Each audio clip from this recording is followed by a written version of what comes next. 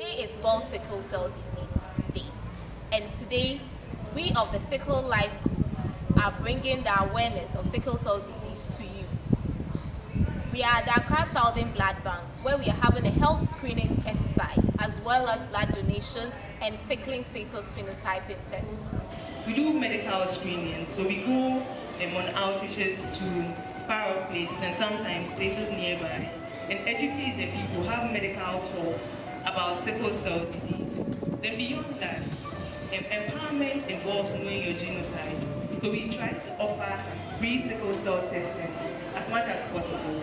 And being mostly health workers, we aim for HB electrophoresis, which gives the person information about their actual genotype.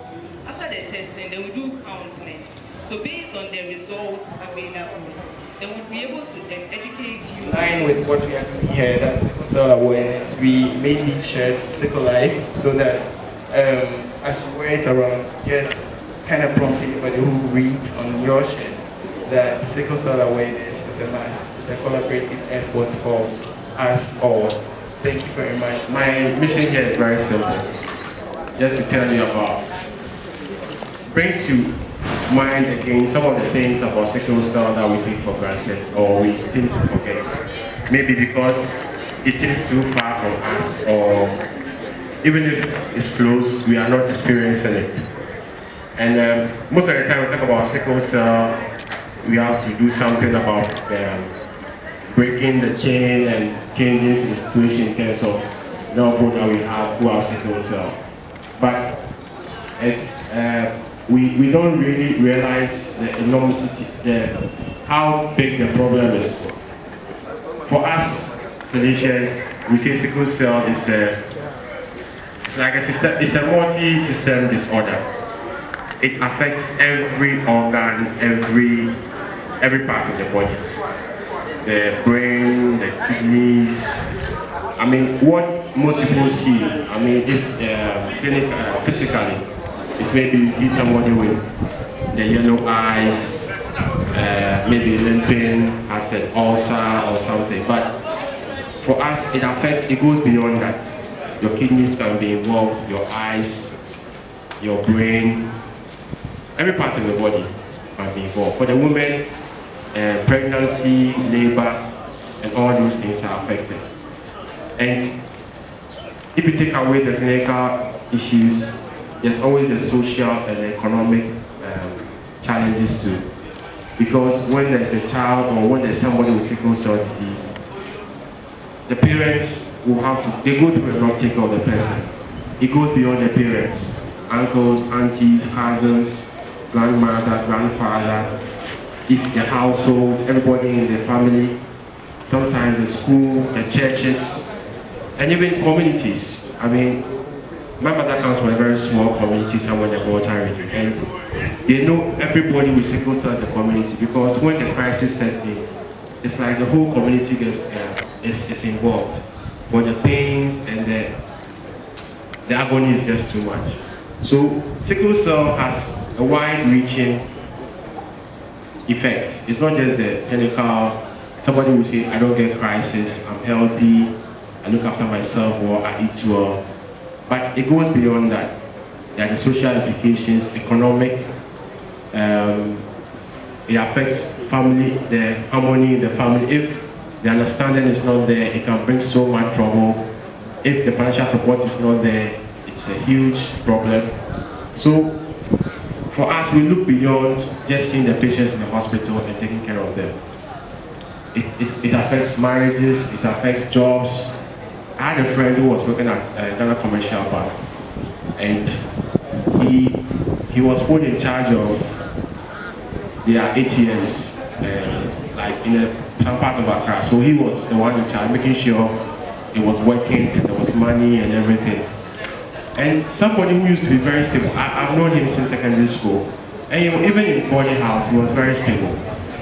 But all of a sudden, he started getting crisis, problems all over. Because of the stress, he was all, because you know how ATMs work. When people go to ATM and don't get their money, they struggle. So he was always under pressure. And he was getting so many problems. Crisis here, today is this, is that, he has pains here, he has to go to hospital. And I told him that, okay, I will give you a medical report to your head so that they could change your schedule for you. He said, no, don't do that. If you do that, they will post me out or do something. So you see, it's even affecting his job. That's how it is. It affects so many things. And that is why we say that we need to do something about sickle cell. I know, and when you read in other countries, they do other things. They do a lot of genetic counseling. Some people are doing, how do you call it, selective abortions and things. But for us here, I just want to trumpet one thing, that just knowing your status is the beginning of it. I'm sure most of us here know our status by virtue of the fact that we are linked with this program or we are here. But how many of our friends, relatives, and colleagues out there know their status? We need to get the message out there that you need to know your status. That's the beginning of the whole thing. Rochard is a club under Rochi Club, which in a nutshell serves humanity. Everybody who likes to serve humanity, everybody who has the goodwill to help people out there who are in need, and to network, have fun in addition to it, is qualified to be a part of Rochard. So with this, I'd like to invite everybody who buys the idea to be a part of Rochard to join any of the clubs around Accra.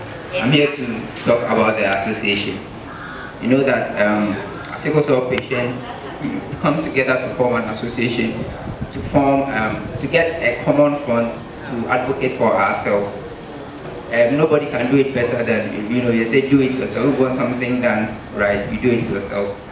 And so the association has been there for some time, but over some years now it has dwindled sort of because of lack of participation, lack of funds and other logistics. But we are still trying hard to work at it to make it work.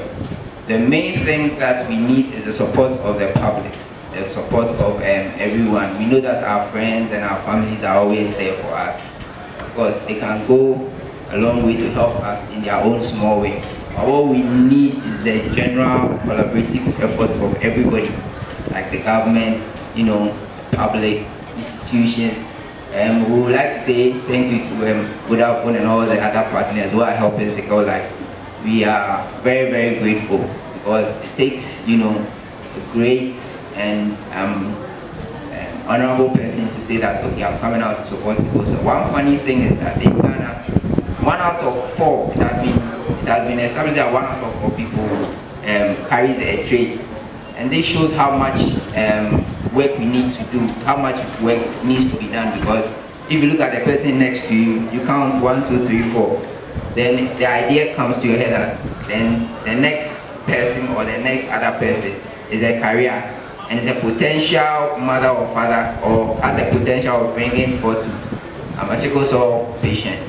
Yet it is one of the most neglected aspects of our life in Ghana here especially, because nobody talks about it. Every individual generally has his own form of challenges one way or the other. People have problems with poverty, with marital issues and all those. But individuals with sickle cell, in addition to all these other problems, have problems with their health which they have to live with throughout the rest of their lives. I'm very grateful for the family and support that I've received over the years. It hasn't been easy. Basically, my life has been a challenge, but by the grace of God, I'm standing here today. I finished medical school and I'm a doctor.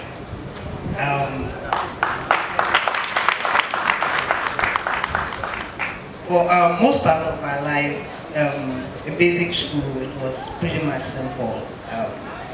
My parents were much strict on me. You don't have to do this, you don't have to do that. But children, we don't listen generally. Every boy wants to play football. If mom tells us that we shouldn't play football, then we sneak out of the house and find a way to play football. So it wasn't much of a problem because my parents were always around in basic school. But I applied for secondary school in Accra here, and that time we were still staying in Tamale, so I became a board and precinct. And that's where my problems started. Falling sick about twice a term.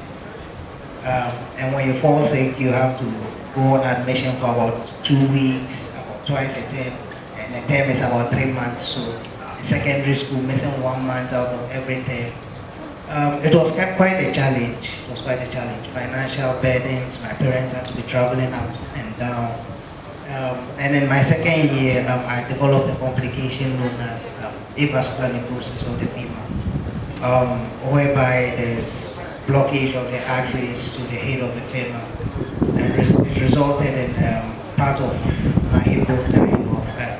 I went into some form of severe pain that it was very difficult to walk. I had to use crutches during my stay in secondary school. It was quite a difficult time for me, but by God's grace, I'm here today. All I'm just trying to say is that for a person who lives with sickle cell, the challenges are enormous. In addition to the daily burdens, the daily problems everyone has to go with, someone has to struggle with this complication throughout their life. All I just want to say is that it is difficult, yes, but it is possible to live with this disease through proper education. If we inform others out there about how the disease is, how it can be managed, how they can prevent the complication, I believe that there are more individuals who could be standing at the top today like I am. I believe that through good social support, through good family support, we can all make it. That's why it is said that the awareness is a collaborative effort. It is going to take you and I. It can't be just Sickle Life alone that is going to make the difference. Each and every one of us here today has to contribute in one way or the other to make the difference. The foundation has a program called EVP, which is Employee Volunteerism Program. And basically what they do is they give employees funds to support any project, any community impactful project that they are passionate about. So we got some friends together, and then we decided to look at an area which we believe people who are living with sickle cell, what we say is that apart from dealing with the issue, which in itself is, in terms of volume, it's difficult to deal with. So you go through so much plight as yourself, the prices and all that. And then also out there, the stigma and how people look at you. So, well, we are glad to be here today. We are even in Accra, so we know much more about the sickness or the condition. But what about the people in the region? What about the people in deprived communities who have no idea what this is about? And we had a story about this young girl who, somewhere in the Volta region, is actually considered a curse because the family from grandparents to the grandchild has sickle cell. This is because they don't know anything about sickle cell. So, you know, in our line of conversation, we decided to launch a year-long campaign, which is to drive awareness and then, you know, do some screening, help people who are living with sickle cell. So we launched the campaign with some awareness, and then, you know, beyond that, we got in touch with Sickle Life because we got to know what the objectives were. I came across some posts from Moja, which eventually partnered Vodafone in the program. So I saw a post from a doctor about sickle cell, and they were trying to, you know, monitor what exactly she normally posts on Facebook. Facebook is a platform where you get to see so many things, as to whether they are true or not. It's an area you would want to be careful before, you know, pumping any money into it. So after several follow-ups on the Facebook page of Sickle Cell, we got to realize that aside the plans that we have for sickle cell activities as Daniel said across the country, I spoke to Dr. Bankers, and then we decided to really partner them for this program. I must say, we as a service are very passionate about the life of our people that depend on blood transfusion therapy for their management.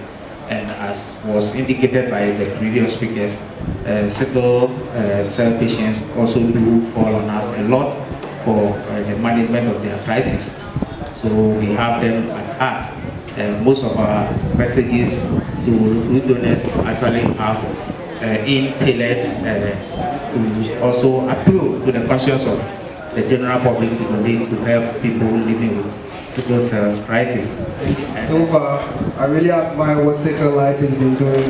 They've been educating the public to understand the importance of managing sickle cell, and that's been good.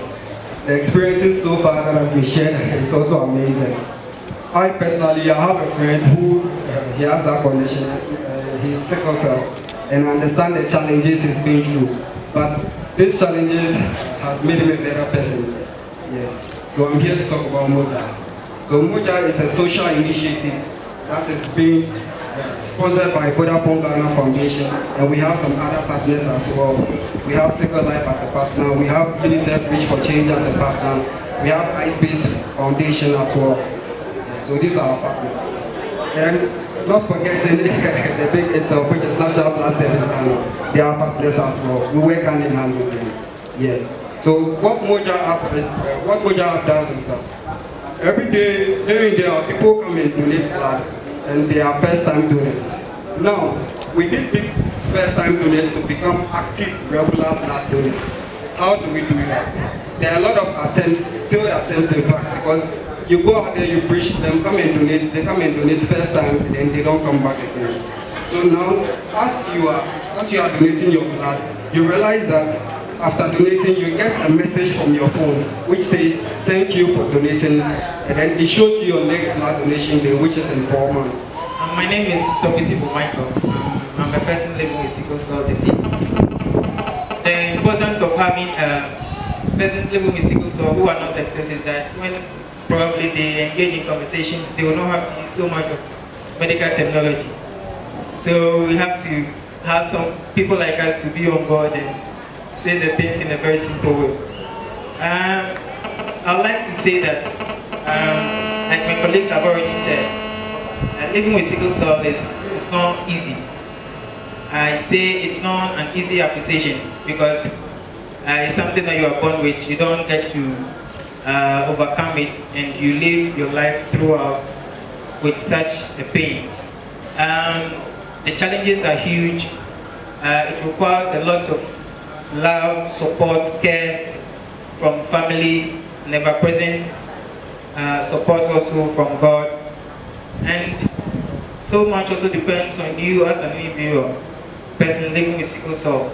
I realized that if you're a sickle cell person, your perspective about life changes. It's different from someone who is not living with the disease. You see things in clearer details, you plan ahead, you don't engage in some sporadic surprises because such things are not good to your health. Most importantly, you have to be very, very observant. There are a lot of things that cause your attention, that compete for your attention. You don't necessarily have to engage in them. And realize that most of the time, as a human being, you need support, you need approval from your friends, schoolmates, either in the academia or workplaces. And some of the activities will require that you also take an active part. But if you realize that your condition will not allow, you have to say no and be firm about it. Because following them to have a 30-minute fund can end you like a 3 months in a hospital bed. And the consequences are sometimes fatal. Dr. Laimi is the head of the haematology department, Pelebu Teaching Hospital, and he's the director of the Ghana Institute of Clinical Genetics. That's the Sickle Cell Clinic. Please, round of applause. Good. Still in the morning. Good morning, ladies and gentlemen. And thank you for taking time out to celebrate World Sickle Cell Day with us. We really appreciate your contributions and the fact that you are willing to associate with us. Like Dr. Eugene has said, sickle cell disease is a disease that, if we are all very serious at this point in our life as a nation, should not exist. Right now, we shouldn't be having children born with sickle cell disease. But because for a long time the government has not seen it as a very important problem, and even the few of us who are working in this field, we are seen to be doctors who are wasting their time. Everybody wants their child to be a gynecologist or a surgeon. Nobody wants their child to become a haematologist. But we are here because we know that sickle cell disease is very important. We have patients who are suffering from this disease. But the most pressing thing, like Dr. Eugene said, is that each and every one of us should know his or her status. The facilities are there, the equipment is there, the manpower is there, the know-how is there. And today we are willing and ready to screen everybody for free. So you don't have to pay a dime. You come out, we screen you, and we promise that at most in a week's time, your result will be ready and you will know your status. So that when you are going to select a partner to have children with, you know whether you are a carrier or whether you have the disease or not. And apart from that, even for children, it's been shown by several research studies that when a child is diagnosed early, the possibility of that child living a normal life as closely as possible is increased, because now the parents know what to do, the relatives know what to do, they are told the signs and symptoms. If this happens, you come to the hospital, you take this drug, you do this, you do that, to expose yourself to excessive cold or excessive exercise and all that. So the child does very well. Unfortunately for us, in Ghana, I saw a patient, I actually saw two patients on Thursday. One of them was 17 years old, and she was only diagnosed when she was 14. And I saw another lady that was diagnosed just about 2 years ago, and she was already 41, so she was diagnosed at the age of 39. She was having bone pains, joint pains, and they said it was rheumatism. Okay, they kept giving her painkillers and all that, because there's no hematologist in the northern part of Ghana. So until she got married and moved to Accra with her husband, then she was diagnosed in Accra. But how many Ghanaians live in Accra or Greater Accra region? So if all the hematologists are here and the government is not putting in place measures to make sure that hematologists are spread across the country, then we'll continue to have this kind of problem. At this point, we would like to thank our sponsors. We have the Vodafone Ghana Foundation, Special Eyes, Blue Skies, and then Medina.